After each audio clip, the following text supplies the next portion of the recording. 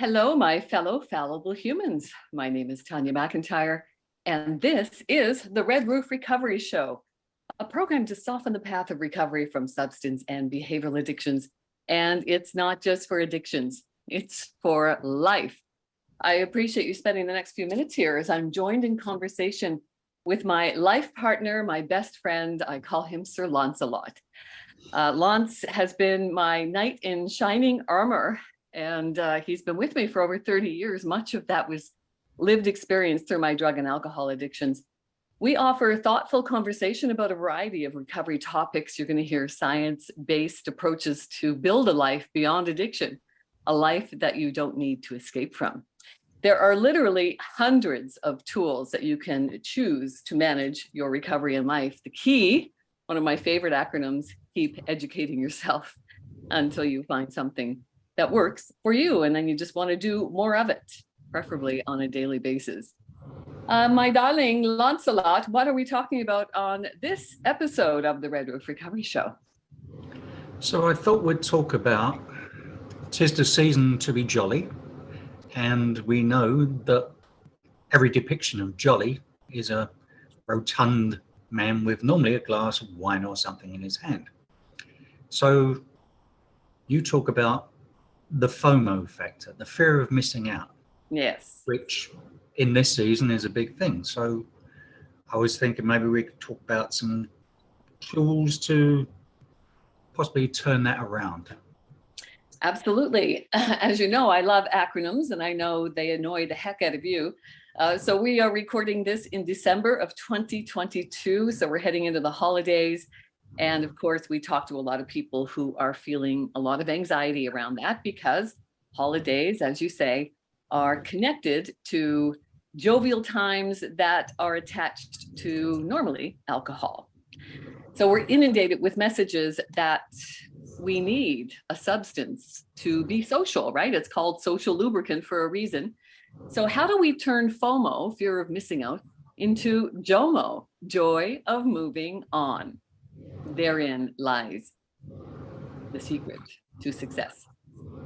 Well, I know when we came back from Spain, and you'd come out of rehab and weren't drinking, so obviously I wasn't drinking as well.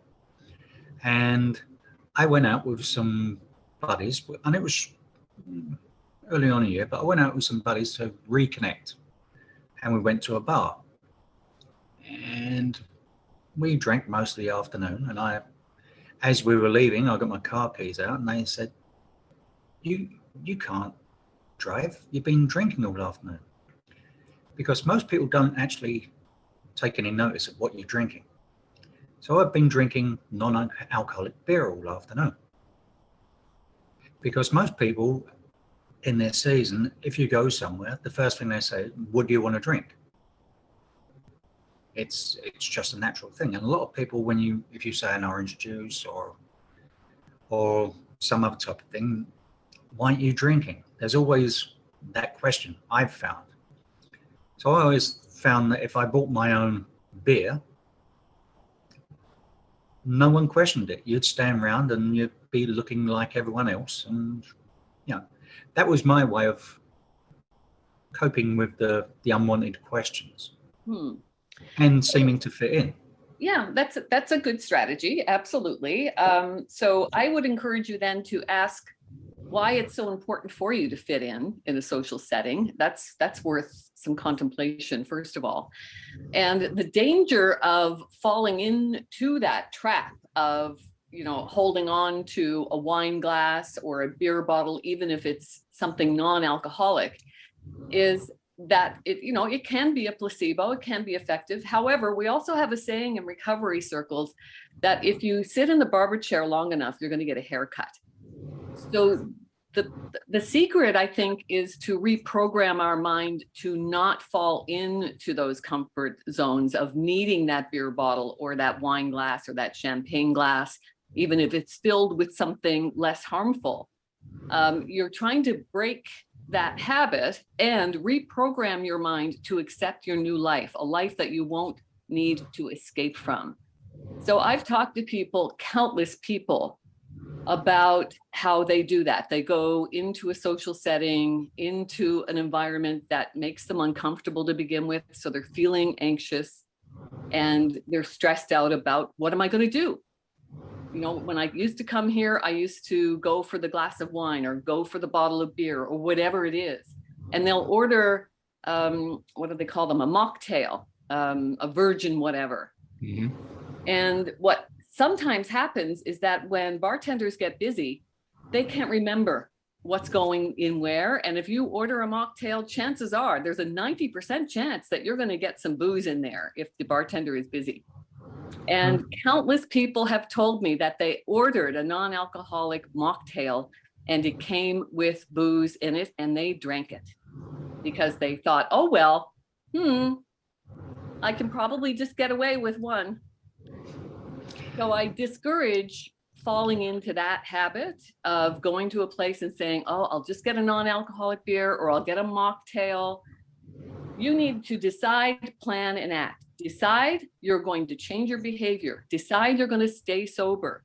Plan. What am I going to do when I get uncomfortable? Cravings and urges don't last long. They're a temporary discomfort. You're teaching yourself to ride the waves of this discomfort because it's going to be part of your life. And the longer you abstain from harmful substances and behaviors and creating new habits, the easier it's going to become. They become fewer and far between. I'm 4 years now abstinent. I don't have cravings and urges anymore. I'm grateful for that.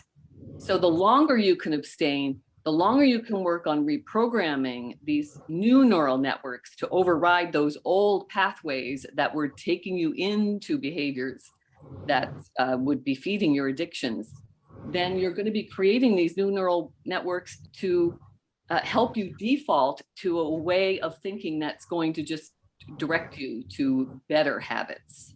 That's the key. I've never really thought, because I don't have a problem with alcohol. Yeah, you wouldn't think about it, right? But I wouldn't think about it. People who are in recovery, it's worth contemplating. Why is it important that you fit in? Why are you going for a non-alcoholic whatever, when the whole objective in recovery is to create new habits, create a new life, one that you don't need to escape from? Yeah, I suppose for me, it was, like I was saying, in Spain, when we first started, you'd go, I was working, so I'd go out with the guys and wanted to support you. So, and I just got tired of the questions. Why aren't you, because honestly, until you started to become more comfortable in your recovery and start speaking about it, basically, I just got tired of skirting around things. So to hold a mock beer was, and I don't drink beer, so the cocktail thing doesn't really fall into my category. But I just got tired of. But I can understand, as you say, if you do have a problem with a substance or alcohol, that putting a placebo that looks like what you're trying to give up has the possibility of pushing you in the wrong direction. Yeah.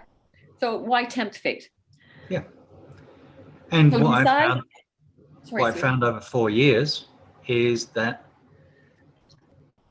it's actually quite fun watching people get drunk. When people say you can't have fun going to a party and not drinking, I found it's actually more amusing.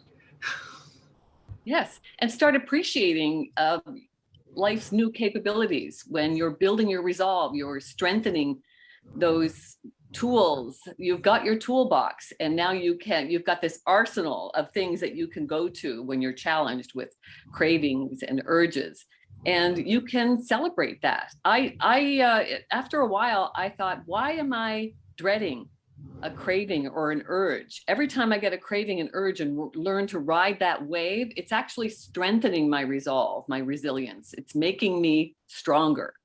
So instead of dreading them, invite them. Learn to ride those waves. And after a while, you're going to be surfing and having a ball. Very good.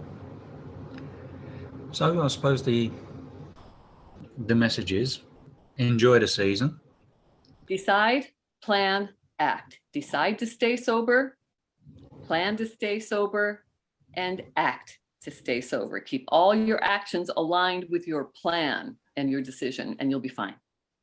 Yeah. And you'll enjoy it. Absolutely. And part of the planning is having something ready for the people who say, oh, you're not drinking? Nope, I'm driving. I'm on medication. I've decided to be sober for a while. I'm having a sober December or whatever. Don't, instead of dreading something, invite it and have a plan to handle it. Yeah. Forearmed is definitely a good strategy. Forewarned is forearmed. Yes. Thanks, sweetheart. Merry Christmas. Merry Christmas. I love having your insights from the other side of addiction. It's very important because for every one person challenged by addiction, there are an average of 5 family and friends who are also affected by your addiction. So please know that you are not alone. Thank you so much for listening to us. And if what we say means something to you, then please, by all means, share it with your friends. Help is just a click away at redroofrecovery.com. Remember, there is great power in knowing that the only thing we can control in life is us. So let's remember to be gentle with ourselves. Talk to yourself like you talk to your best friends. May the force be with you. And remember, you are the force.